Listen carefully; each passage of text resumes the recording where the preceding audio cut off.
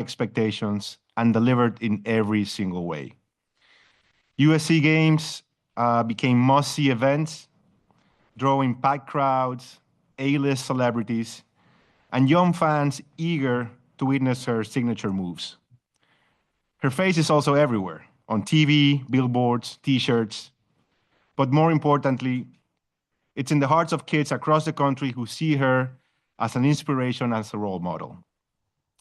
JuJu is joining us over video today. JuJu, congratulations on this incredible achievement. And we're all wishing you a full and speedy recovery, and we can't wait to see what's next when you step back on the court. Oh, well, thank you so much. I feel so honored to be recognized in this fashion. I have so many people to thank for this, my teammates, my amazing coaches, my family, my friends. They made this all possible. And I feel so blessed to be able to do what I love. So thank you again. This means so much. And yeah, this is so amazing. So thank you, JuJu. Thank you. All right. Hi, Coach. Now we're going to acknowledge the Coach of the Year. Great teams are built on talent, but truly special teams are built on leadership. This season, Cori Close has led UCLA to one of the greatest seasons in program history. And today, we are honored to recognize her as the Associated Press Women's College Basketball Coach of the Year. Coach Close guided the Bruins to their first ever NCAA Final Four, their first #1 ranking in AP poll history, and a program record 34 wins. UCLA held that top spot for 14 weeks, a testament to the team's dominance under your leadership. But beyond the wins and accolades, Coach Close has built something even greater, a culture of excellence, resilience, and belief. She has inspired her players to dream big and work even harder, and the results speak for themselves. Her impact stretches far beyond the court, shaped by the mentorship she received from the legendary John Wooden, and now passed forward to the next generation. Coach, I know your players surprised you with this award, but no one here is surprised by your success. You have led with passion, integrity, and heart, and today we celebrate you.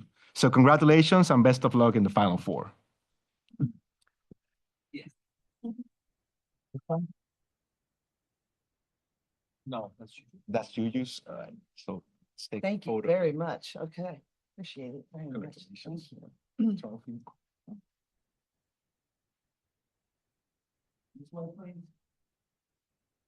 Thank you. I'm going to give you the floor. Okay. Thank you.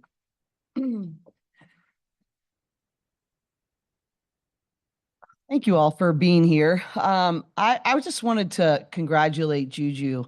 Obviously, us being in Southern California, not only have I witnessed her prowess on the floor, but I've also been able to see what she does for underserved communities and her commitment to really stay true to serve where she came from and the greater Los Angeles community. So I know that everybody knows what an amazing basketball player JuJu Watkins is, but I think this is an incredible award because I know that of her heart of service, and I want to congratulate her for what she's has done and also what she will do, because I know she's going to come back stronger.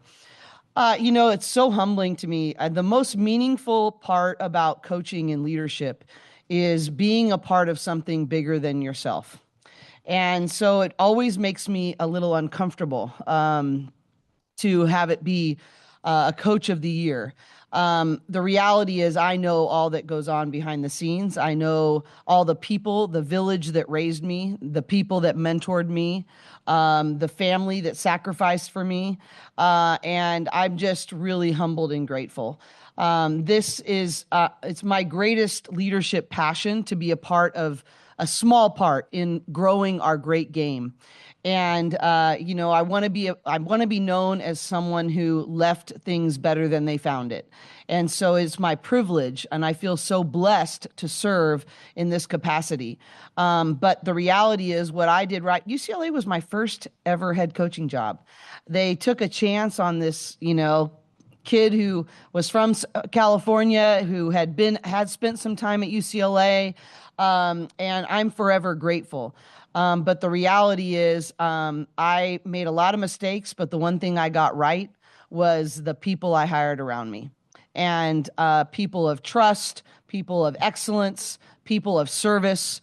And, several of them are here with me right now. And so I'm really just want to say thank you. I'm very, very blessed to be around people that are a whole lot smarter than me. And I'm also proud to be a part of the Big Ten. I think about Big Ten honored myself and JuJu in this award and in several other awards from across this landscape. The Big Ten has set the bar for excellence, and I want to congratulate those other people, and it's great to share that with them. So I don't really have anything other than to say I'm very honored. It means a lot to me, and it gives me a chance to say thank you for all the people who helped me get here. Am I supposed to have any questions? Yeah. Okay. Not that you guys didn't already see me earlier today, so. Okay, well, thank you for that. Being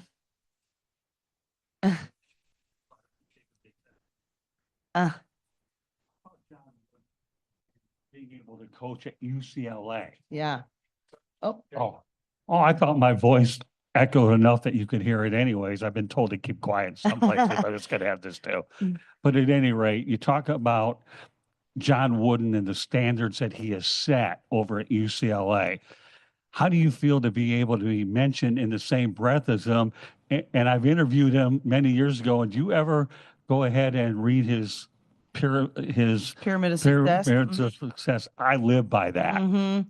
Yeah, I'm continue to be influenced by him in so many different ways, and I love the shared history now that we have with him in the Big Ten, even, and his at being at Purdue and all of those things. But I also, more than that, is his impact of his principles, his character, and he used to just always say, don't veer from doing you the way that you are authentically made. And I would be always like, well, what do you think I should do here? And if you were in my shoes, what would you do? And he would be like, no, I'm wired differently than you. Go ahead and live by the principles and the values that you have set forth. And that was always so freeing to me. But the bigger thing is, what you talked about in terms of just his being even mentioned in his breath, the same breath as him. The reality is that if I could just be as much of a giver as him. I know he accomplished a lot, but the biggest thing I want to pay forward is how much he gave to the people around him. And if I could do half of that for somebody else, I'd feel pretty good. Did you ever meet John Wooden before? Yeah, I had the opportunity to be mentored by him for 15 years. Wow, surreal. My final question is this.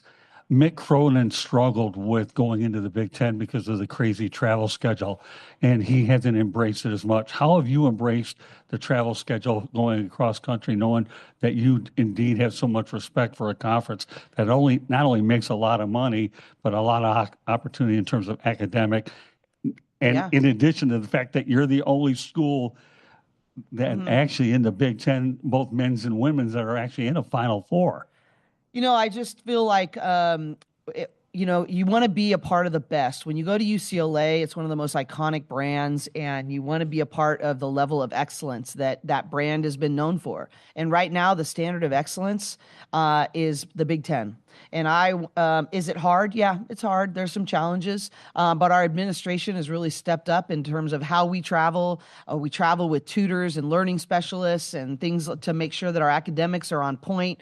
And I think that there's difficult challenges, but I'd sure rather be in the Big Ten than on the outside looking in. Hey, Cori, Doug Feinberg, the AP. Congrats on winning the AP award.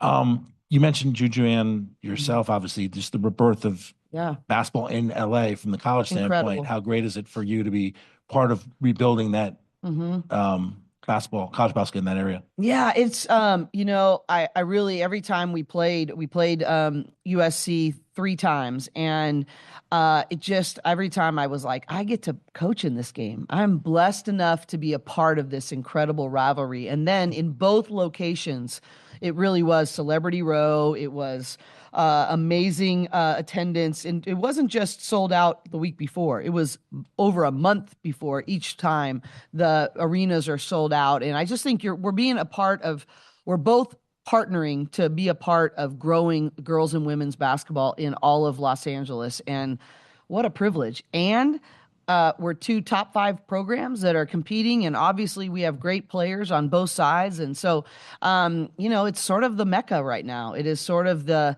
most storied rivalry right there with 2 of the most storied teams, and I'm getting to be a part of it. I'm pretty fortunate. I'm back, so I have a couple of other questions. How much do you really enjoy playing in Pauley Pavilion? Incredible. I walk down the hallway, and on my right are all of Coach Wooden's national championship banners, and then right as I round the corner, his pyramid of success is lit up right there. That tells me what the true definition of success really is, and what it really means to use basketball as an opportunity to teach, mentor, and equip young people. And it's just this reminder, even as though I'm going out to coach 40 minutes of basketball, that really what we're doing is teaching life lessons through those 40 minutes that are going to be with those young people long after the ball goes flat. But I'm reminded of the standard of excellence in which Coach Wooden did that competitively great, but at the same time, the way that he never lost sight of his true purpose in being a teacher and a coach. Well, here's no question. He's the greatest interview I've ever had, and I mentioned that in my book. But the second question I have is, Gino Auriemma is here. But how grateful are you not only to Gino Auriemma, but few people should never, ever forget that Pat Summitt and Gino Auriemma are, in my opinion, ladies basketball all the way around. Well, I actually, when part of receiving this award, I have thought about what Pat Summitt said. She said, whenever I think of awards and I think of championships, I don't think of them in and of themselves. I just think of the faces associated with the relationships I built through those experiences. And, I had an opportunity to take our entire staff to go learn under Gino and go and watch his practices and do those, have those kinds of experiences. He set the bar on the women's side in terms of national championships and over the last several decades. I think it's tremendous. And I think, one of the other things that Coach Wooden always taught was that to be a consummate learner, to always never, stop learning the next thing. And so for me to have a chance to learn from people like Pat Summitt and Gino Auriemma, I just feel so blessed to be able to take the baton and try to continue to move it forward in my own way. Mm-hmm. Thank you all. Really appreciate it. Sure. Which one's yours? This one. All right. Yep. Okay. Thank you so much. Where's okay. I just heard Okay.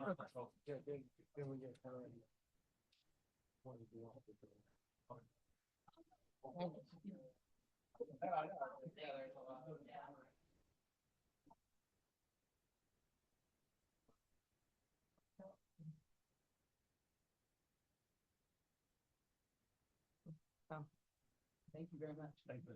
Thank you. We got it? Oh, sorry. Here. Thanks a lot. Thank you. All right. Thank you all for being here. I appreciate it. We're trying to get you. Oh, okay. I'll get to be with you guys though, right? Okay, good. Yes. All right, thank you.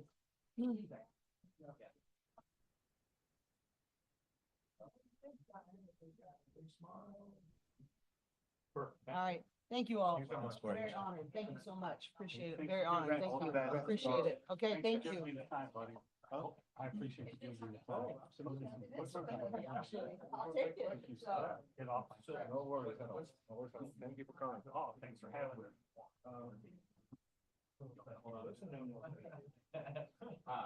So we're gonna